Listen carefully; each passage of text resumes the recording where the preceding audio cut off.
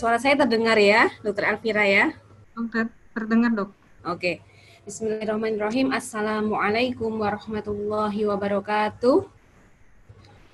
A'udzubillahi minasyaitonirrajim. Bismillahirrahmanirrahim. Allahumma sholli ala Muhammad wa ala ali Muhammad. Rabbi shrah li sadri wa yassir li amri wa hlul 'uqdatam min lisani yafqahu qawli. Ya, Masya Allah ya. Alhamdulillahirabbil alamin. Alhamdulillah ala kulli hal, segala puji bagi Allah yang sudah masih memberikan kita kehidupan ya. Jadi Masya Allah malam ini sebenarnya ngeri-ngeri merinding sendiri begitu. Kalau kita berbicara tentang kematian, itu adalah menuju kepada diri kita sendiri begitu. Jadi tepat sekali tadi kullu nafsin dha'iqatul maut, bahwa kita akan bertemu dengan kematian begitu. Dan mau tidak mau cepat atau lambat juga kematian akan menjemput kita. Jadi sebetulnya malam ini ingin mengajak diri saya sendiri khususnya dan juga teman-teman semua untuk berefleksi begitu ya tentang kematian itu sendiri dan seberapa siap kita menghadapi kematian dan lain-lain begitu. Baik. Saya menyapa dulu ini dari peserta, Masya Allah, daring ini Masya Allah sekali ya, dari berbagai pulau ada, teman-teman saya di Kalimantan hadir juga, di Sulawesi, Dokter Elvira sendiri di Sumatera ya, jadi banyak manfaat lah Insya Allah di balik pandemi ini, ada hikmah di balik pandemi.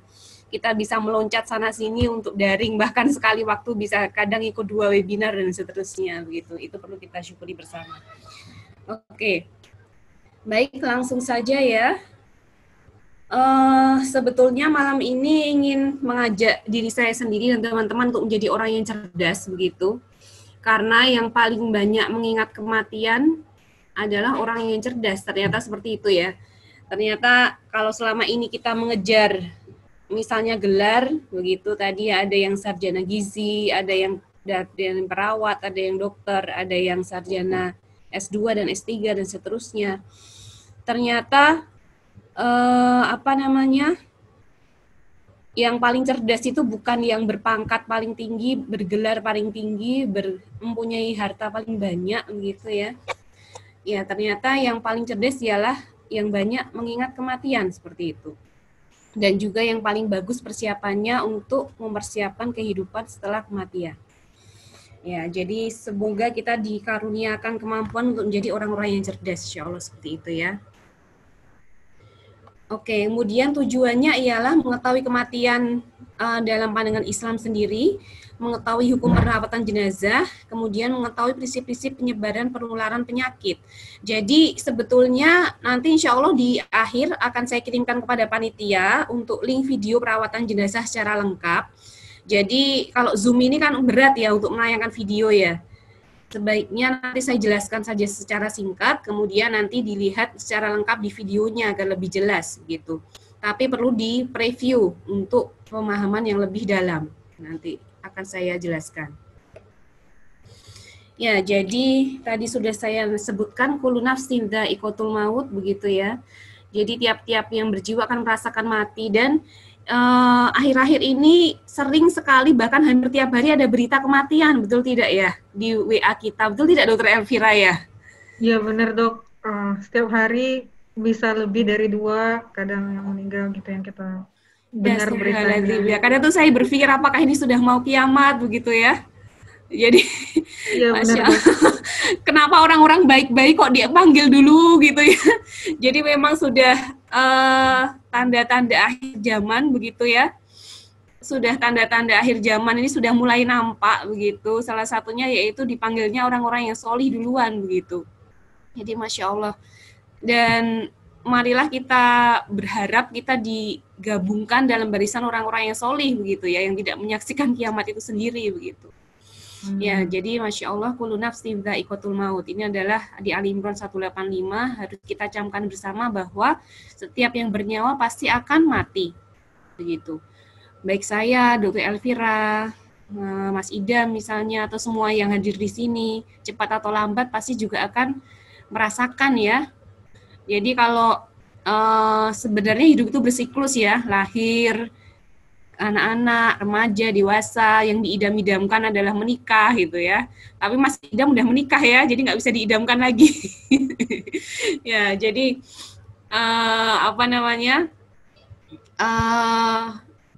dan kemudian setelah menikah akan tua begitu ya, dan akan meninggal begitu. Bahkan ada yang meninggal tidak menunggu tua begitu. Nanti akan saya ceritakan beberapa kisah dari meja forensik yang pernah saya tangani ya tentang kematian itu sendiri.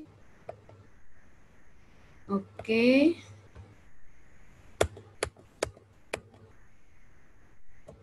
Sebentar.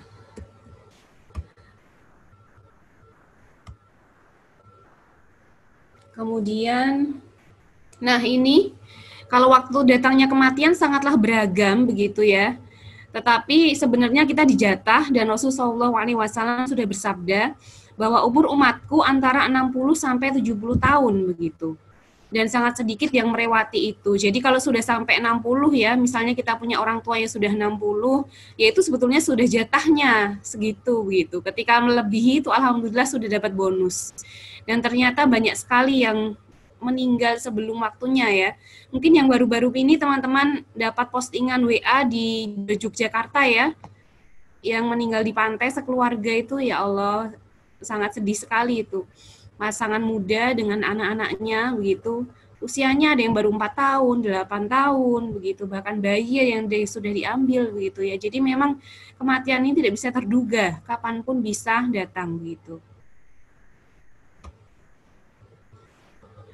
Dan ini lagi, jadi Rasulullah SAW bersabda bahwa malaikat maut sebetulnya memperhatikan wajah manusia di muka bumi ini 70 kali dalam sehari, jadi nggak main-main. Kalau dihitung 24 jam dibagi 70 kali, berarti itu setiap 20 menit itu malaikat maut mengintai kita. Jadi waktu yang sangat singkat ya, 20 menit tinggal dia cabut atau tidak. Tapi alhamdulillahirabbil alamin, Allah masih memberikan kesempatan pada kita untuk malaikat maut tidak diperintah untuk mencabut nyawa kita ya, masih diberikan jalan untuk makin mendekat kepada Allah, untuk makin beribadah pada Allah. Padahal 20 menit sekali itu sudah datang malaikat maut sebetulnya. Tinggal cabut begitu. Jadi mengerikan sekali sebenarnya, sudah mengintai kita setiap waktu malaikat maut itu.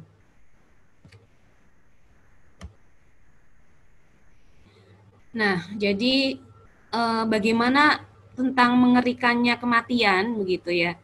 Ini dari Syaddad bin Aus radhiyallahu an, dia berkata, kematian ialah kengerian yang paling dahsyat, lebih menyakitkan dari gorisan gergaji, sayatan gunting, panasnya air mendidih begitu ya. Padahal kita tersayat pisau saja itu sudah sakit sekali ya.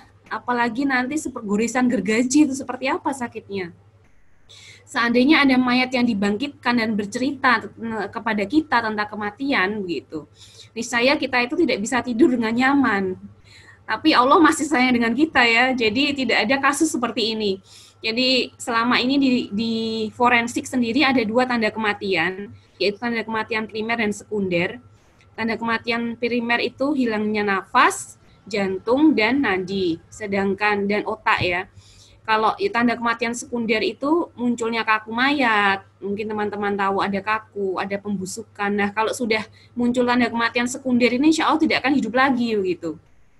Dan Allah masih menyayangi kita, tidak menghidupkan lagi orang-orang yang sudah mengalami tanda kematian sekunder ini. Jika tanda kematian sekunder ini dibangkitkan lagi, kita tidak akan tidur dengan nyaman begitu, dan tidak akan nyenyak dalam tidur gitu ya, tidak akan nyaman dengan dalam hidup kita maksud saya, karena saking ngerinya kematian itu sendiri. Nah, ada lagi satu dahsyatnya sakaratul maut ya. Wahai Amirul Mukminin, maut itu bagikan sebuah pohon yang banyak durinya. Jadi kita bayangkan ada pohon yang durinya banyak, dimasukkan di dalam perut manusia, jadi ditusukkan. Setiap duri memegang 1 urat, begitu. Kemudian ditarik sekaligus oleh laki-laki yang sangat kuat, maka terputuslah semua urat yang menyangkut pada duri. Jadi, ya Allah gitu ya, jadi bisa terbayang sendiri, tertusuk duri saja sudah sakit. Ini pohon yang banyak durinya, gitu. Dimasukkan ke perut, kemudian ditarik dengan sekaligus, sehingga semua urat nadinya, urat-uratnya putus, gitu.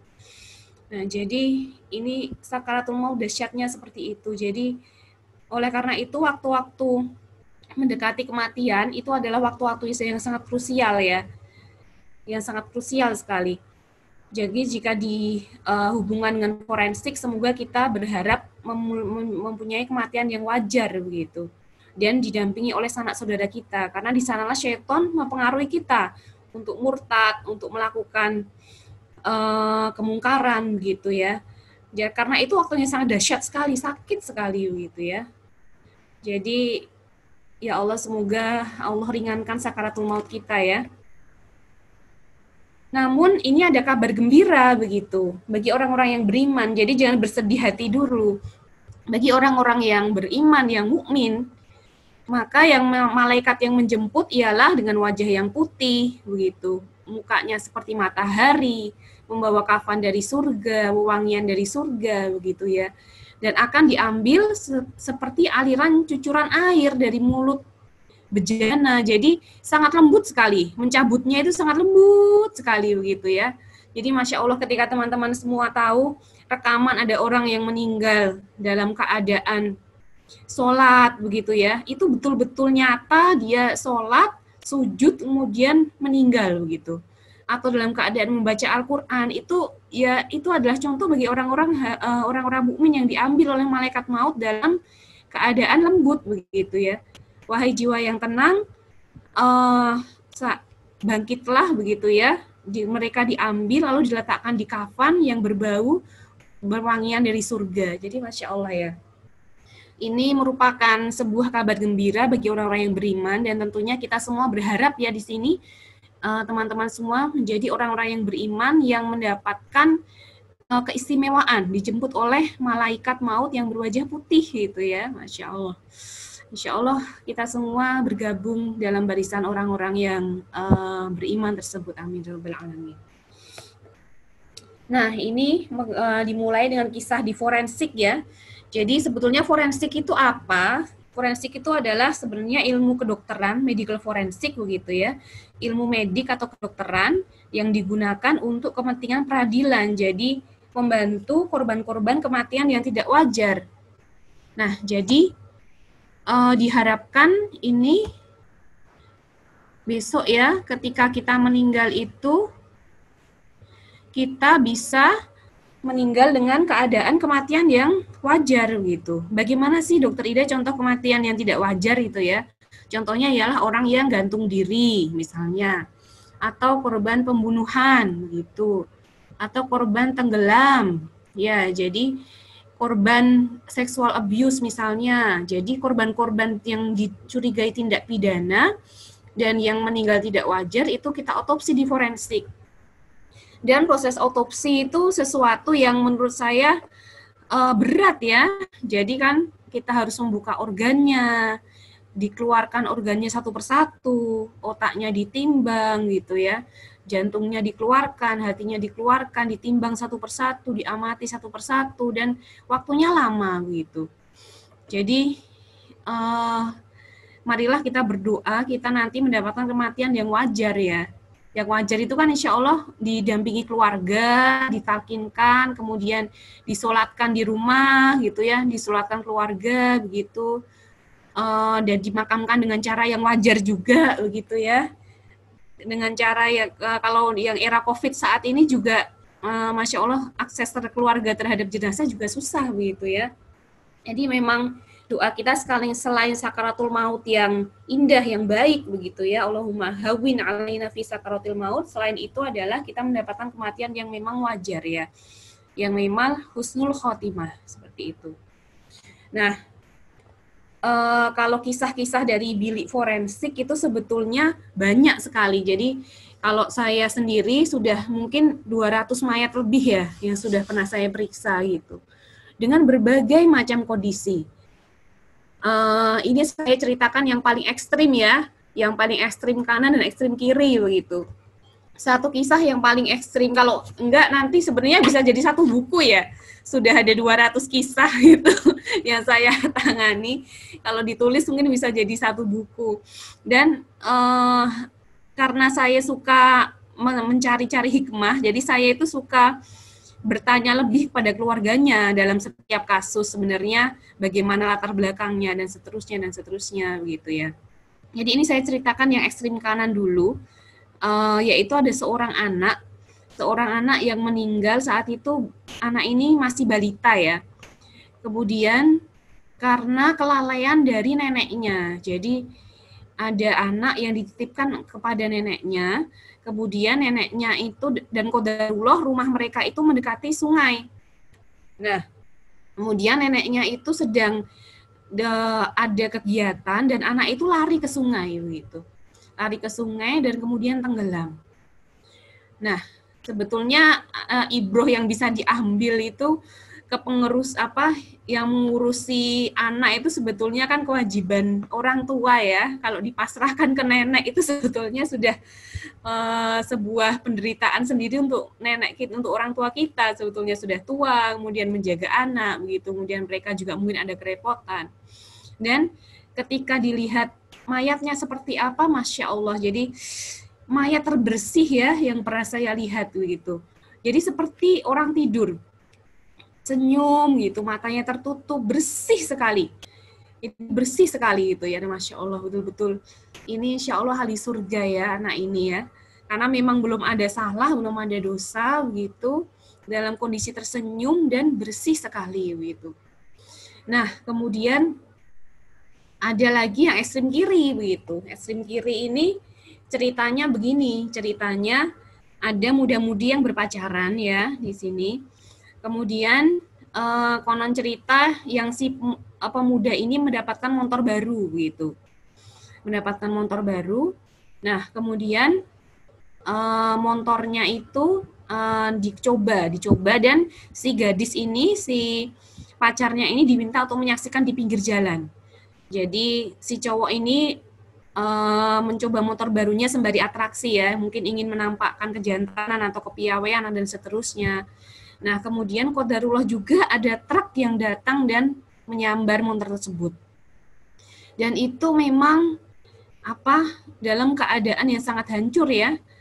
Jadi yang perempuan ini melihat pacarnya otaknya keluar begitu ya. Kemudian organ-organ dalamnya keluar. Ini sebenarnya ada fotonya, tapi kalau ditampilkan di sini begitu nanti takut tidak bisa tidur semua melihat seperti itu. Pada itu sudah pemandangan sehari-hari kami di forensik begitu. Nah, jadi itu cerita yang ekstrim kirinya seperti itu gitu. Dan di forensik itu juga kita bisa melihat apakah ada raut muka sakit, kesakitan juga pernah kami lihat. Setelah ditelisik ternyata orang itu mabuk. Orang itu mabuk, kemudian datang ke sebuah konser dan ditusuk oleh geng lawannya gitu ya. Jadi mukanya sangat kelihatan kesakitan sekali gitu. Dan kukunya sangat biru ya. Itu tandanya apa? Tandanya ada proses pengurangan oksigen yang sangat lama. Begitu.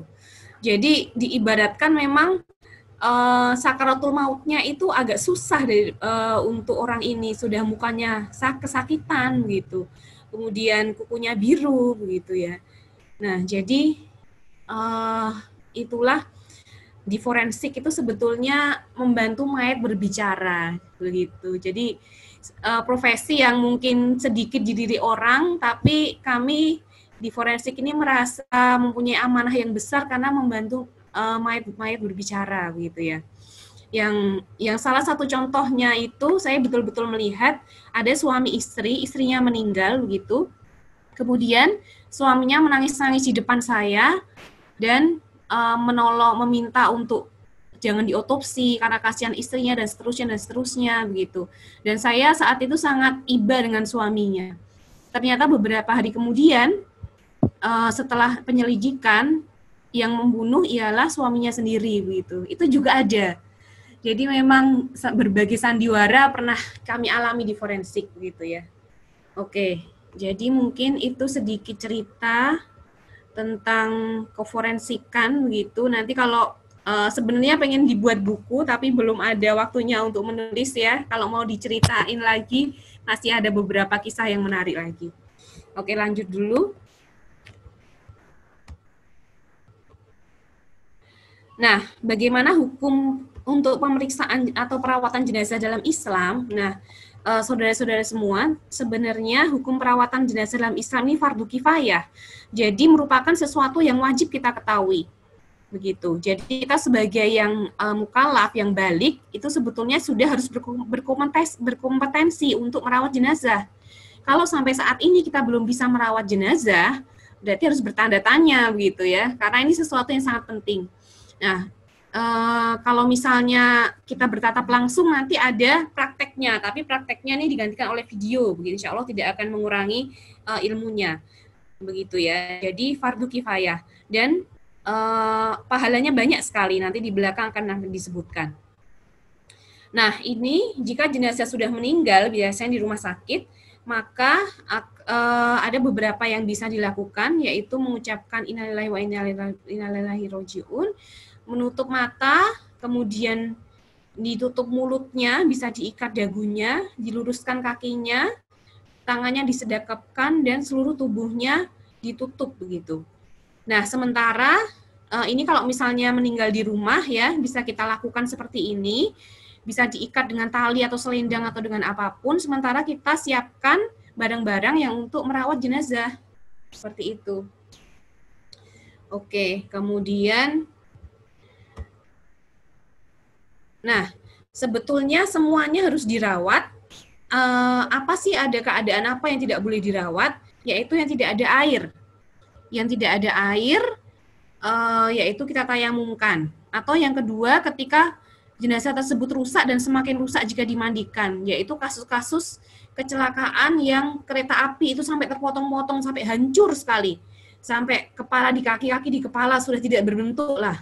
Nah, kalau sudah rusak sekali memang tidak kita mandikan. Atau kasus-kasus pembakaran yang dia bisa hancur ketika memang kita guyur air, itu juga tidak kita mandikan gitu. Lalu perempuan yang tidak ada perempuan lain yang masih hidup yang memandikan, yang tidak ada muhrimnya, itu juga kita tayamumkan. Juga jenazah COVID ini ya, jenazah COVID ini memang bisa ditayamumkan juga, begitu. Oke, lanjut dulu. Nah, ini. Jadi teman-teman semua, seharusnya ini adalah urutan keutamaan. Urutan keutamaan yang memandikan jenazah. Jadi kita kan punya saudara, punya orang tua begitu ya. Kalau kita sudah berkompeten, maka kita tidak akan ragu lagi dalam memandikan jenazah. Seharusnya siapakah yang diutamakan? Pertama ayah dan ibunya. Kalau tidak ada suami atau istrinya. Tidak ada lagi putra-putrinya. Tidak ada lagi kakak adiknya. Lalu yang kelima semua yang masih muhrimnya. Jadi kalau di kampung saya itu yang memandikan ada ibu-ibu ya, ibu-ibu Aisyah begitu. Jadi itu sebetulnya urutan kelima begitu. Jadi marilah kita sama-sama mengilmui ilmu merawat jenazah ini. Jadi ketika memang ada saudara dekat kita meninggal, kita menjadi ujung tombak yang pertama dalam merawat.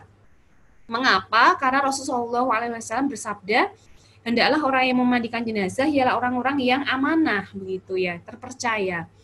Jadi orang-orang yang memang menjaga aib jenazah, tidak menyebarkan.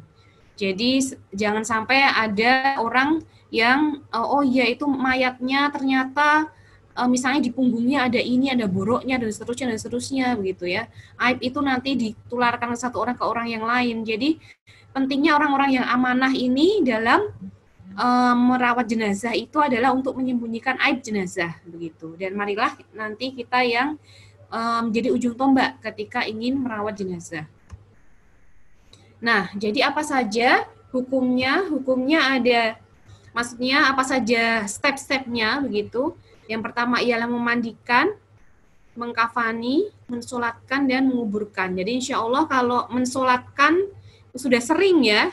Sudah sering insya Allah kita semua. Menguburkan juga mungkin tidak, tapi ikut mengantarkan ke kubur. Tapi kalau memandikan dan mengkafani, mungkin teman-teman semua masih jarang untuk melakukan hal ini.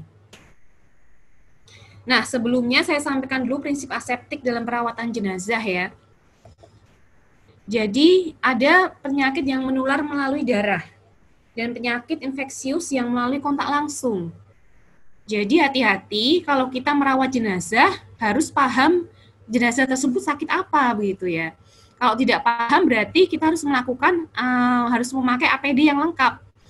Jadi memakai alat pelindung diri yang lengkap seperti masker, kemudian kacamata kalau ada ya, kemudian sarung tangan minimal itu, dan baju yang memang khusus kita pakai untuk merawat jenazah. Jadi minimal itu perlindungan diri yang kita lakukan di masyarakat seperti itu. Nah, kalau yang baru-baru ini COVID-19, nanti kalau misalnya ada teman-teman yang menemukan jenazah meninggal di masyarakat, tidak tahu ada COVID-19 atau tidak, langkah yang pertama ialah disumpal hidung dan mulutnya dengan kapas yang sudah diberi desinfektan. Itu cara yang paling jitu, karena memang penularannya masih dengan droplet lewat hidung dan mulut. Gitu. Jadi disumpal dulu hidungnya dan mulutnya, diberikan desinfektan dulu, insya Allah itu kita sudah aman sementara. Jadi tidak ada cairan yang keluar dari hidung dan mulut. Begitu ya. Oke, baik. Nah, jadi paparan penyakit terjadi ketika terdapat kontak dengan cairan tubuh pasien. Apa saja cairan tubuh pasien? Nah ini, ada darah, ada muntahan, ada air liur, ada berak, ada urin gitu ya. Cairan dari hidung dan mulut, ada luka, kalau yang luka terbuka, cairan dari vagina atau cairan semen. Nah ini adalah cairan-cairan tubuh yang harus kita waspadai, gitu ya.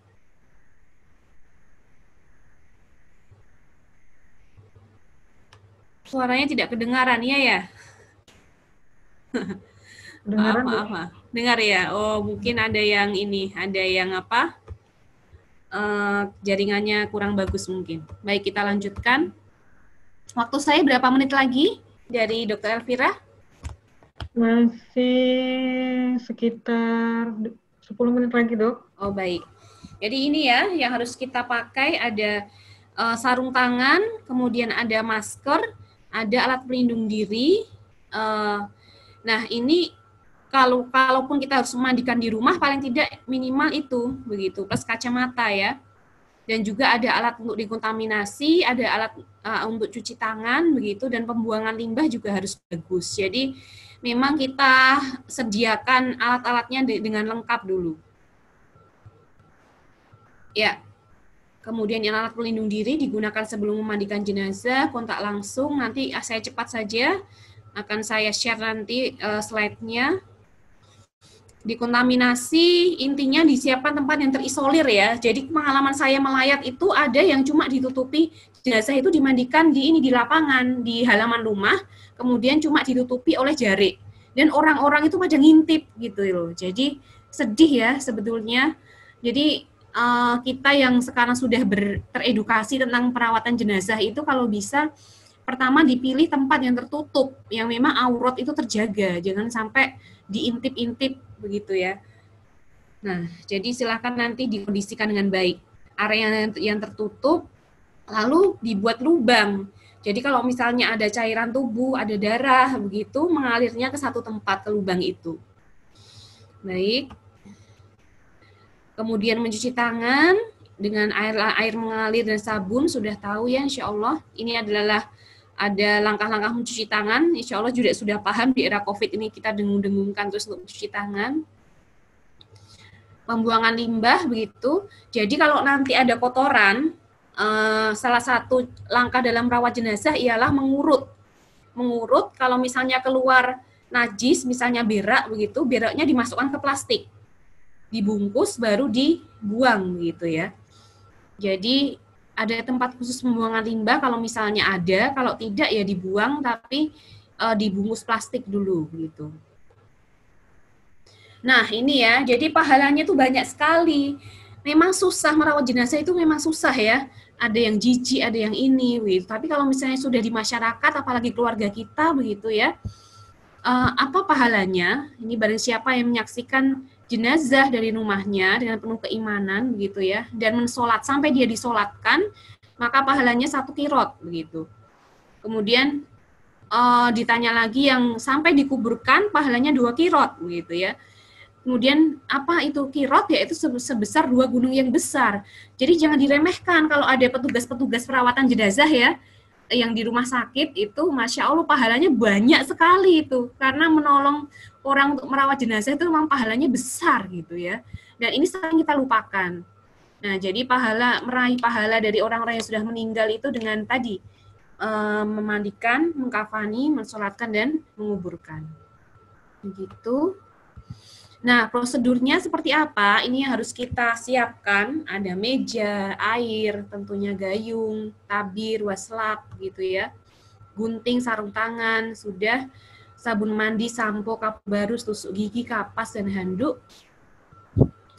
Lalu kain kafannya kurang lebih 12 meter ini kalau dewasa ya. Kapas secukupnya, kapur barus. Jadi yang disunahkan itu kapur barus. Jadi tidak perlu bukan bunga, bukan kemenyan, bukan dupa ya. Kapur barus karena memang ada kafur, memang disebutkan di hadisnya kafur begitu. Kapur barus yang telah dihaluskan. Sisir, kemudian gunting dan tempat tidur atau papan alas. Nah, ini adalah checklistnya. Sebetulnya untuk video nanti saja saya kirimkan linknya, bisa dinikmati di rumah, bisa lebih fleksibel ya. Jadi ini saya ceritakan saja prosesnya, silakan dibayangkan dulu. Siapkan alat dan fasilitasnya dulu ya. Kemudian berdoa diawali dengan doa Bismillahirrahmanirrahim. Dan yang memandikan, yang ingin mensucikan jenazah itu harus suci dulu.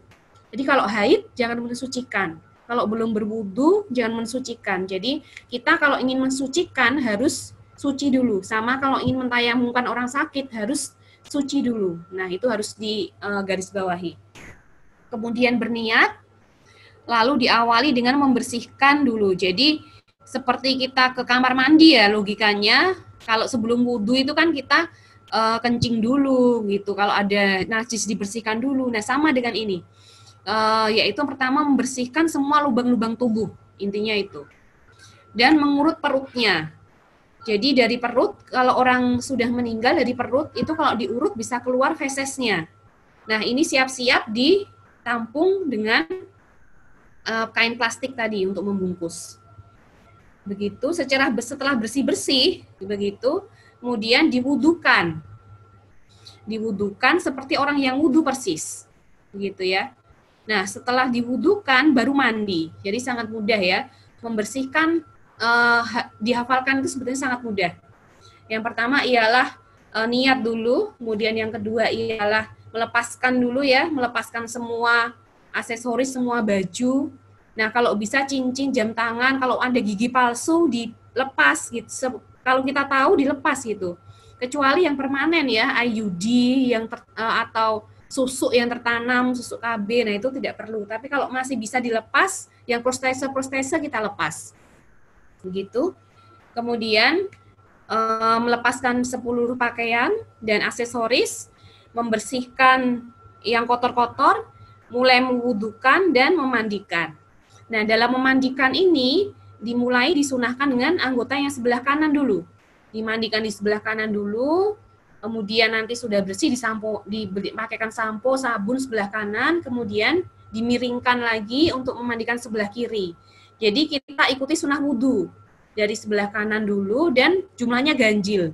Jadi kalau menyiram air itu bisa 3 kali, bisa 5 kali, bisa 7 kali. Jadi jumlahnya adalah ganjil.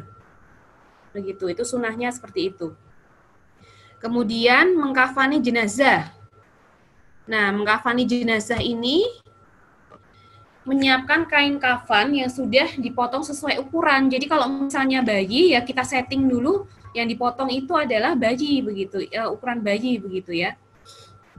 Ada 7 kali pengikat kain kafan. Jadi ingat nanti kalau di dalam kubur tali kain kafan ini akan kita lepas begitu. Jadi nanti kalau kita mengikat tali kain kafan itu dengan ikatan yang terbuka begitu ya. Jadi maksudnya jangan diikat mati, karena kalau diikat mati susah nanti di dalam kubur membukanya. Jadi dengan tali hidup gitu, ikatan tali hidup. Tali kain kafan 7 helai dari kepala, dagu, bawah tangan begitu ya. Maaf. Kemudian pantat, lutut, betis dan seterusnya. Jadi kain kafan urutannya itu dari bawah tali dulu. Kemudian setelah tali dibentangkan 3 lembar kain kafan untuk membungkus, begitu ya. Ditaburkan kapur barus, begitu. Kemudian diletakkan kain kerudung. Jadi urutannya kain kerudung, setelah itu kain baju, kain sarung, dan cawat. Cawat itu untuk penutup kubul dan dubur.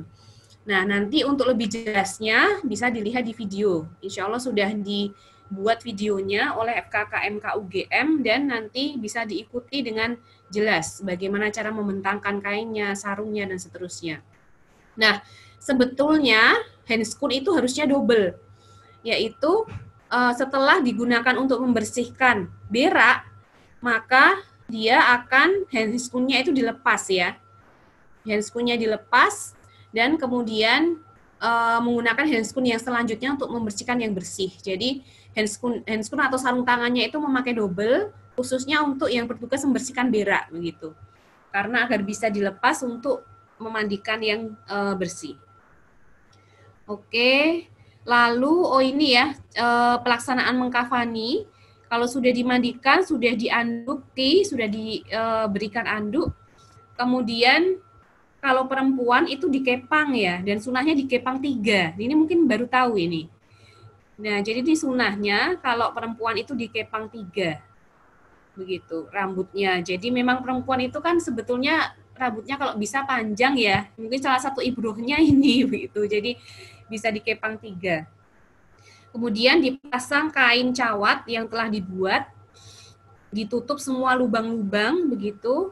Kemudian dikenakan tadi cawatnya, kain sarungnya, bajunya, kemudian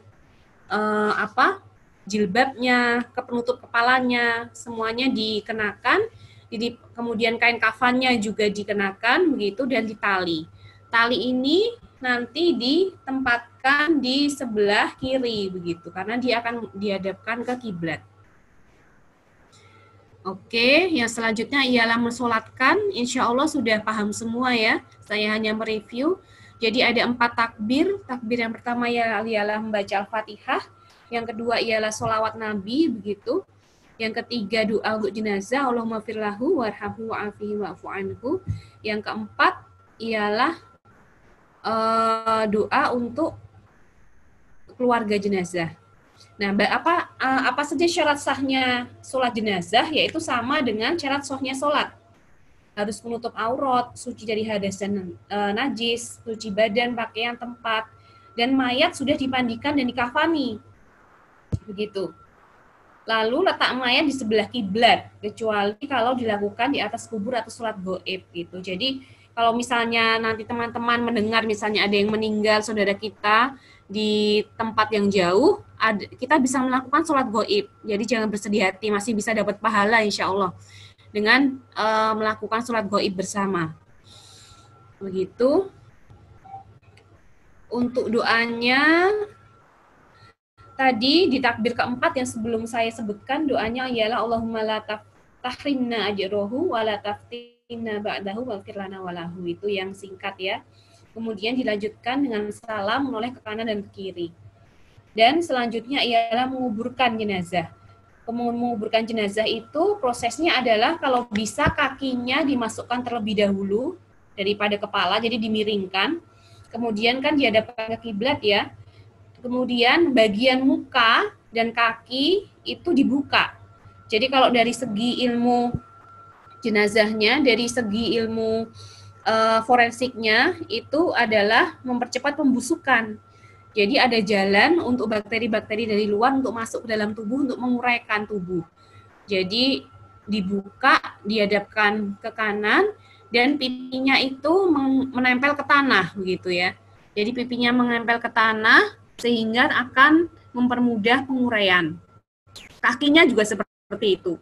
Jadi kalau misalnya ditali, nanti talinya itu menggunakan tali yang hidup biar mudah untuk dilepas. Ya, begitu. Nah, ini slide terakhir dari saya. Semoga waktunya tepat waktu.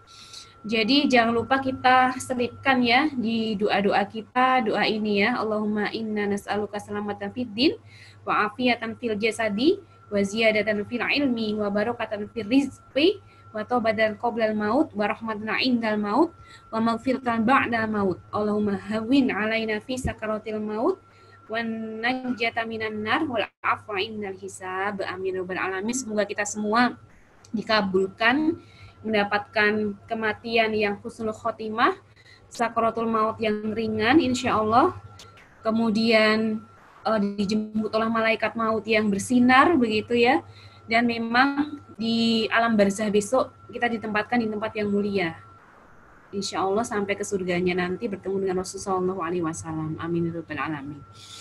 Ya, mungkin begitu Dr. Elvira, sekilas pemantik dari saya ya untuk diskusi yang mungkin bisa lebih lama lagi mungkin.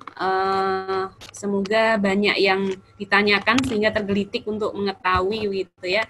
Ya, silakan Dr. Elvira. Ya, terima kasih sekali lagi kepada Dr. Ida yang telah memberikan sedikit pemahaman bagi kita, walaupun sebenarnya nggak sedikit juga, banyak ya, mengingatkan kembali kita, karena ini salah satu sebenarnya fardu kifayah yang sering kita lupakan gitu. Saya sendiri juga kalau memandikan jenazah paling keluarga saja gitu itu masih jarang sekali melakukan penyelenggaraan jenazah ini gitu. Baik teman-teman, mungkin banyak sekali yang ingin ditanyakan ya. Sebelum saya membacakan pertanyaan yang sudah ada di kolom chat, saya memberikan kesempatan buat teman-teman atau saudara-saudari sekalian yang ingin bertanya langsung ke Dr. Ida, bisa unmute mikrofonnya. Ada yang ingin bertanya langsung? Satu orang saya beri kesempatan.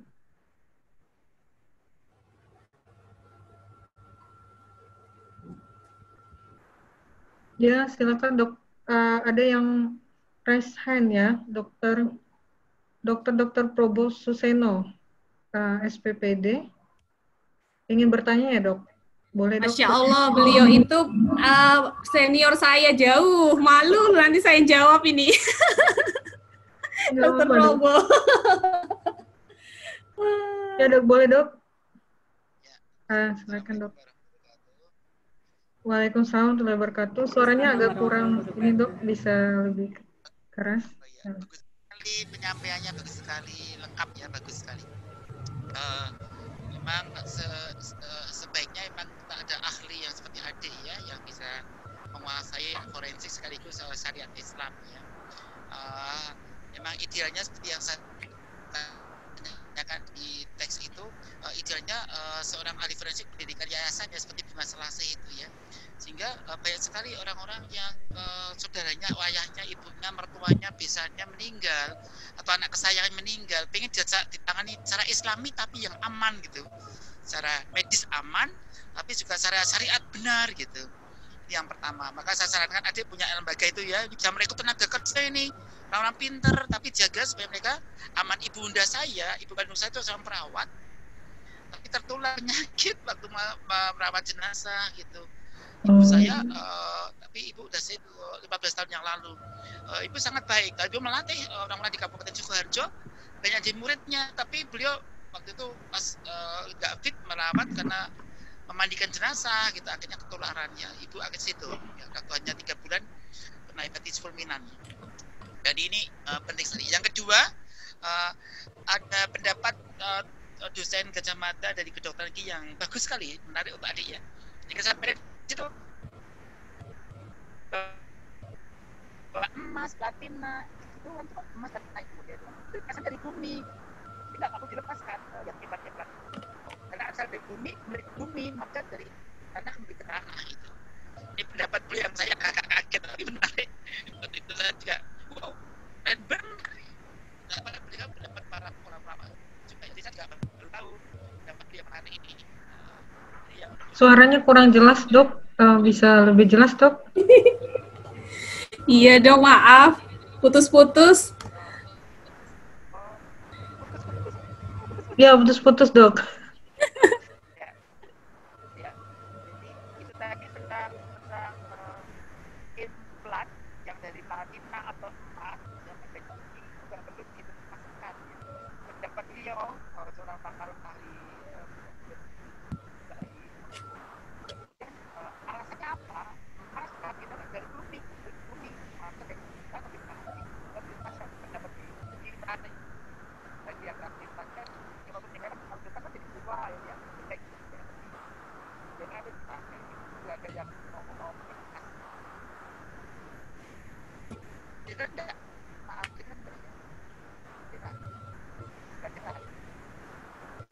Masih putus-putus sih dok, tapi sebenarnya intinya tadi. Oh iya, yang terakhir jadi teks. Karena menghentikan perdarahan pada hidung karena itu. Jadi gimana ya? Beberapa kejadian dan saya kan terus dari hidung. Bagaimana ya? Kan dari apa benar dari bermanfaat pada orang sosial gitu. Bisa membuat sampai kita mengatasinya. Oh ya dok, karena mohon maaf Dokter Probo Suseno, karena suaranya putus-putus, mungkin nanti bisa di-chat aja ya dok ya. Padahal sudah bercerita banyak tadi yang awal-awal tangkap kok dok, masya Allah, yang kisah ibu beliau, yang kisah ibu beliau perawat begitu ya, kemudian tertular begitu ya, ya. Mungkin bisa ditanggapi Dokter Ida tadi yang. Iya, saya kurang menangkap ya Dokter Elvira, mungkin Dokter Elvia bisa menangkap yang lebih jelas. Tadi yang pertama itu masalah kisah sharing tentang ibunya ya, yang iya, Ibu Dokter Probo. Dokter Probo memberikan saran buat kita selaku umat muslim juga untuk mendirikan komunitas masing-masing penyelenggaraan jenazah di tempat tinggal kita yang masing-masing, yang itu sebenarnya pahalanya sudah sangat luar biasa tadi dijelaskan, dan itu juga sangat bermanfaat sekali dan sangat berguna buat masyarakat di sekitar kita gitu ya. Terus yang selanjutnya Dokter Probo juga menjelaskan masalah gigi palsu ya tadi ya, yang dari bahan platina dan apa ya tadi, kalau seandainya dia itu bisa yang permanen boleh tidak dilepaskan gitu ya dok ya. Yang permanen memang tidak dilepaskan ya. Praktek kita di lapangan memang seperti itu. Kalau yang memang permanen tidak dilepaskan. Tapi ada yang lepasan itu nggak bisa kita lepaskan. Oh, iya.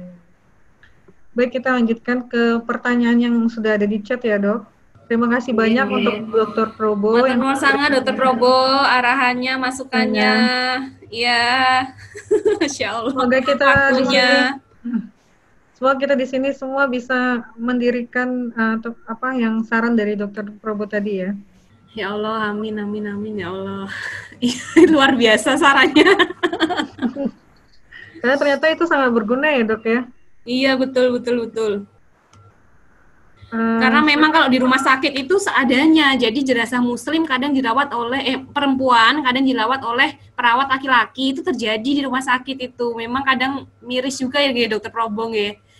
Nah, jadi memang kalau memang kita bisa mendirikan pemulasaraan jenazah yang sendiri begitu, memang itu diutamakan begitu, yang tahu secara syariah. Minimal di tiap rumah sakit kita bentuk timnya gitu ya dok ya, kayaknya lebih bagus itu dok. Iya, tapi masih jarang yang perempuan nih, tanda takut kayaknya. Itu gimana? Jarang gitu yang perempuan, banyaknya memang laki-laki semua.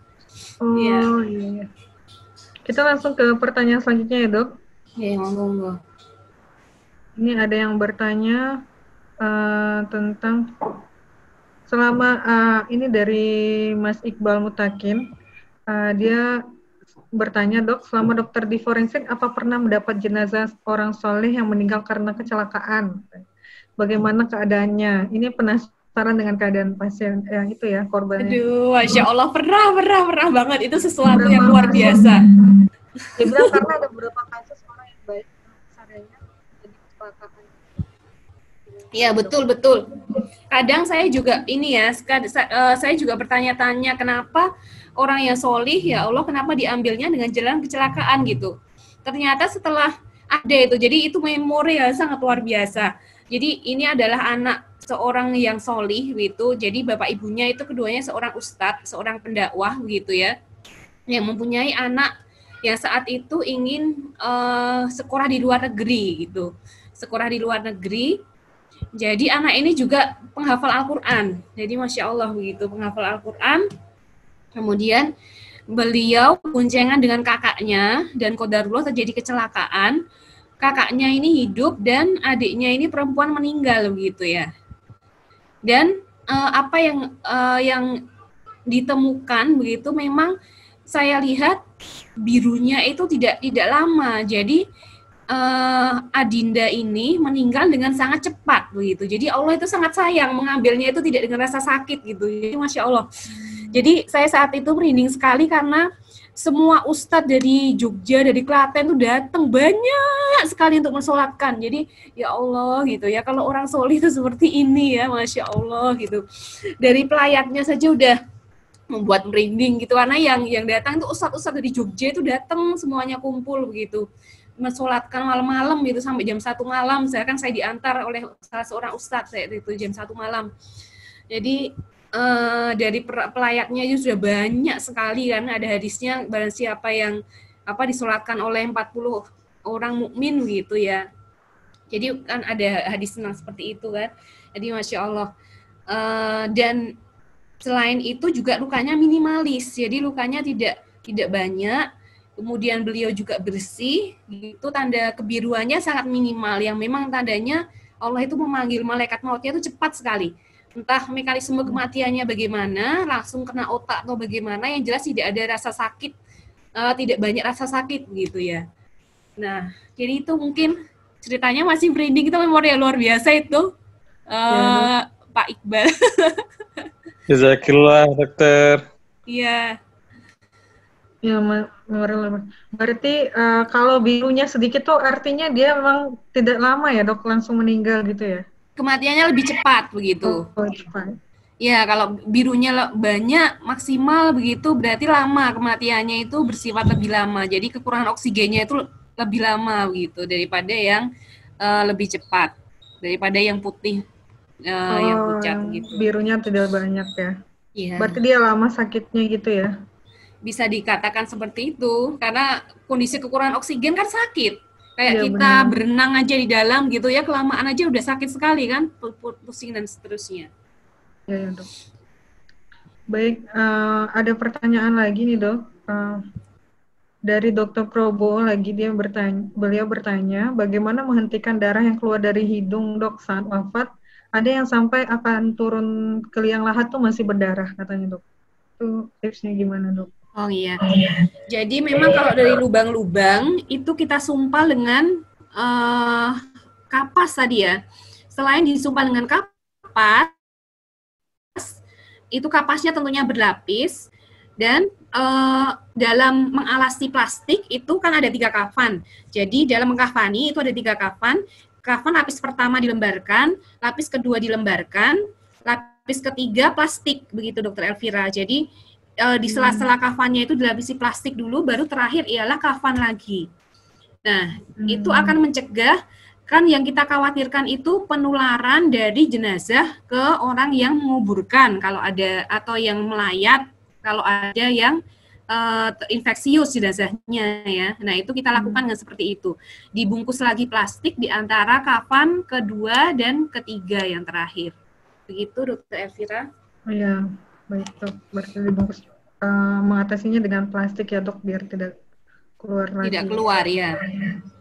Selanjutnya ada pertanyaan lagi dari Bapak Satya Supardi ini dok.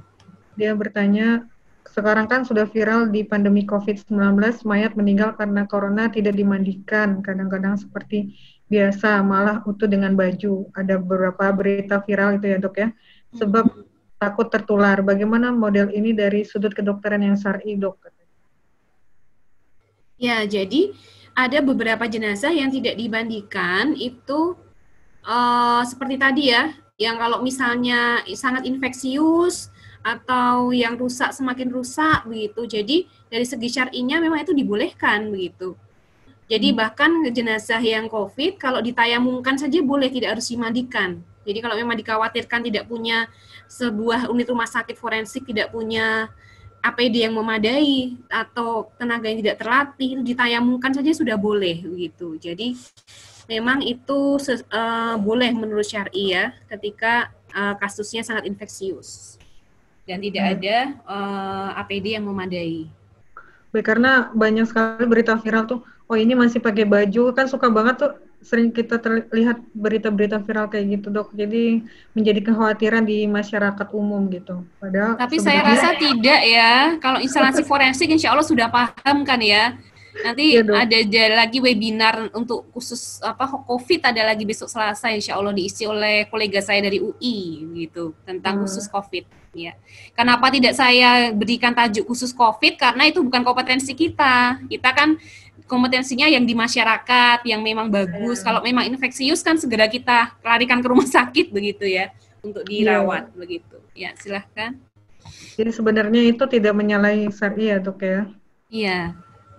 Selanjutnya ada pertanyaan lagi dari Bu Ika Mawarni nih dok, katanya bagaimana cara mengedukasi keluarga mengenai pemakaian plastik pada jenazah pasien COVID dok, di mana dianggap akan memperlambat proses dekomposisi mayat katanya.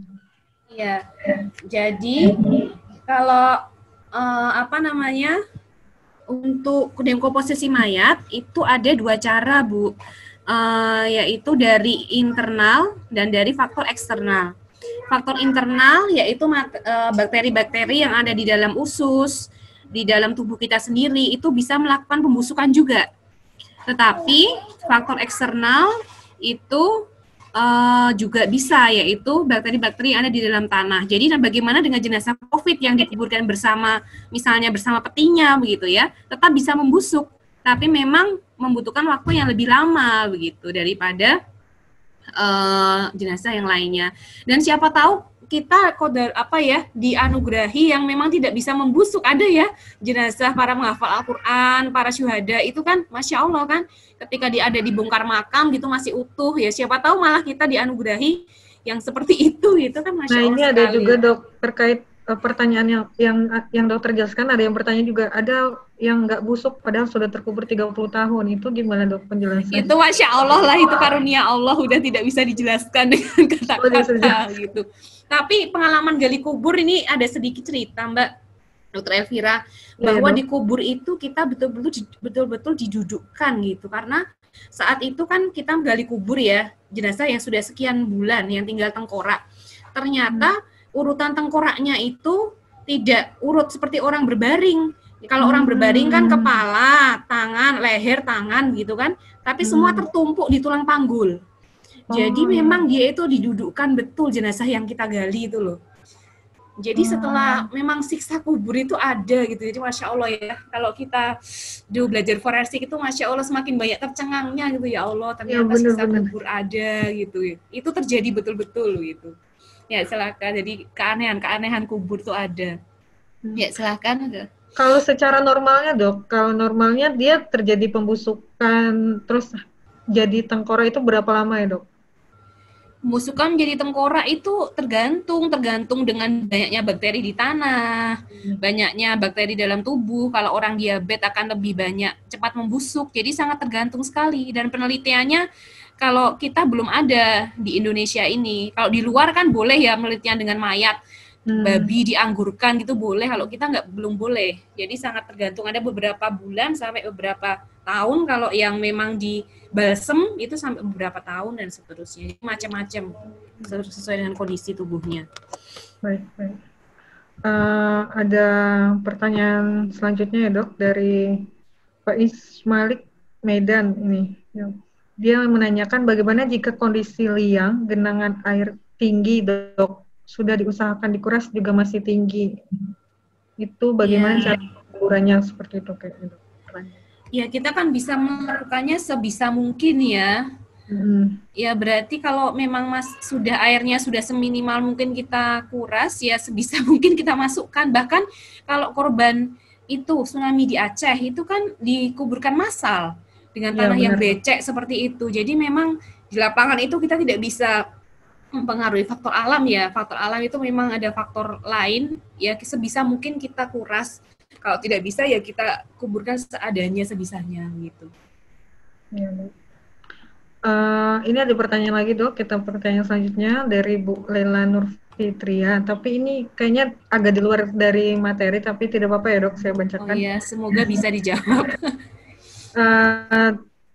Ibunya bertanya, apakah benar kalau untuk pembelian kain kafan harus dari harta jenazah dok? Kalau misal kainnya dari musola gitu harus diganti atau bagaimana dok? Ya sebetulnya kewajiban untuk menyiapkan kain kafan itu ada pada perorangan kita loh, gitu. Jadi kalau saya sudah siap kain kafan di rumah, Dokter Elvira udah siap belum? Ayo. Belum. Berarti besok saya harus beli ya, Dok?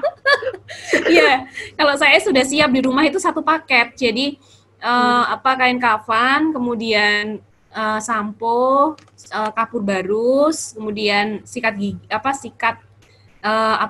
maksud saya, kemudian cotton bud, itu sudah satu paket, satu bag begitu di rumah saya. Nah, jadi memang sunahnya itu adalah dari hartanya mayit, betul, dan memang kewajiban individu bagi seorang manusia untuk menyiapkan gitu, untuk menyiapkan kain kafan tersebut. Nah, kalau dari musola bagaimana? Ya harusnya mengganti begitu ya. Cuma kita belum sadar ya, banyak yang belum sadar bahwa memang kita harus menyiapkan kain kafan sendiri. Jadi biasanya musolanya dan ibu-ibu Aisyah yang jalan memandikan, terus yang jadi seharusnya kita mengganti memang. Ya, betul. Ya, ini jadi saya jadi diingatkan untuk harus menyiapkan kain kafan segera. Iya, jadi serem ya kalau yang nggak tahu, jadi serem gitu. Iya, benar dong. Selanjutnya sebenarnya pertanyaan kita sudah habis, Dok. Oh iya. Mungkin ada tambah, waktunya masih ada beberapa menit lagi, bisa ditambahkan cerita. Saya sedikit menambahkan cerita. Kalau saya, walaupun dokter umum, beberapa kali sudah mendapatkan ini ya, Dok, tentang pasien-pasien atau korban-korban yang diminta di visum. Kalau kita misalnya kan visum luar ya, Dok ya, PL gitu. Nah, banyak sekali itu menemukan saudara-saudara kita yang meninggal, di ujung akhirnya tuh ada yang saya pernah dapat jenazah bule yang lagi jalan-jalan main di pantai seperti itu. Kemudian saya ada juga mendapatkan jenazah orang yang sedang selfie gitu, Dok, terus dia pantai. Jadi waktu menemukan untuk melakukan pemeriksaan jenazah dan jenazah ini jadi refleksi ke diri sendiri. Ya Allah, nanti saya akhirnya pas meninggal ini ditemukan seperti apa ya, jadinya jadi ngeri sendiri gitu, Dok. Jadi rasanya waduh, luar biasa ya, ternyata memang kematian itu sangat dekat gitu, Dok. Mungkin dokter ada juga kisah-kisah yang bisa dibagi lagi buat teman-teman sebelum kita tutup ini closing. Kisah-kisahnya nanti sampai pagi nggak selesai banyak. Ya, jadi jangan. Jadi closingnya ya. Jadi closingnya, insya Allah kita akan meninggal sesuai dengan apa yang kita senangi. Itu key point-nya, Dokter Elvira. Jadi kalau kita itu senang tilawah, insya Allah kita akan meninggal dalam keadaan tilawah. Itu kita yakin aja dengan itu ya. Kalau kita senang sholat, insya Allah kita juga meninggal dalam keadaan sholat gitu ya. Jadi misalnya saya punya mertua ya yang memang gerah demensia. Beliau itu sholatnya tidak pernah ketinggalan, dan memang betul ketika demensia semuanya lupa kecuali sholatnya begitu. Jadi memang Masya Allah ya, kita memang marilah kita mempunyai kebiasaan yang baik dari sekarang, yang memang menjadi amalan andalan kita, apakah sholat duha, apakah tilawahnya begitu, ataukah hafalannya begitu ya, apakah sholat malamnya, yang nantinya kita berharap dimatikan dalam keadaan seperti itu. Karena memang kalau orang yang sedang sholat itu Masya Allah ya, nggak ada sakitnya sama sekali itu loh, nggak kelihatan orang sakit. Jadi lagi sholat di masjid berjamaah tiba-tiba meninggal, itu kan indah sekali ya, dan Masya Allah. Aduh gitu. Yang jemput itu pasti malaikat itu, Masya Allah, malaikat maksudnya malaikat yang bersinar gitu wajahnya gitu ya, bukan malaikat yang mengerikan. Ya, jadi tanpa rasa sakit gitu ya, seperti air yang tertuang dari bejana. Jadi mungkin itu Dokter Elvira, marilah kita membiasakan kebiasaan yang baik dalam ibadah kita sehingga bisa meninggal dalam keadaan yang kita sukai. Ya, itu closing statement dari saya. Oh ya, terima kasih. Saya juga ada menemukan ada bapak-bapak yang di masjid, saya kos dulu ya, Dok, di Jogja. Saya dulu S2 juga di Jogja, Dok. Jadi ada masjid di samping kosan saya itu selalu yang azannya bapak yang sudah tua gitu. Saya kenapa bapak ini semangat sekali ya azannya? Mungkin itu ya, Dok, seperti yang dokter bilang tadi, closing dokter. Mungkin dia mau nanti akhirnya dia saat azan atau seperti apa gitu ya dok ya. Iya betul. Semangat sekali Bapak itu. Iya. Tapi ini ada pertanyaan terakhir, walaupun kita sudah closing, mungkin sedikit dijawab saja dok pertanyaannya. Ya boleh. Apanya? Kalau pasien dengan jenazah yang menggunakan bracket itu gimana dok? Iya tadi ya, jadi kalau sesuatu yang memang tidak memungkinkan untuk dilepas dengan mudah, maka dibiarkan saja. Bahkan ada yang seperti ini kisah nyata, maksudnya ada dokter forensik yang beliau itu takut menggunakan bracket karena takut kalau meninggal dalam keadaan menggunakan bracket gitu. Tapi sebetulnya kalau menggunakan bracket itu tidak perlu dilepas karena permanen kan. Kecuali kalau gigi pasangan yang memang dibuka dengan mudah, nah itu baru dilepas. Jadi intinya kita berusaha semaksimal mungkin, tapi yang susah-susah tidak usah dilepas. Misalnya IUD atau susu implan yang susah di dalam tidak usah dilepas. Oke, baik. Terima kasih banyak dok sekali lagi.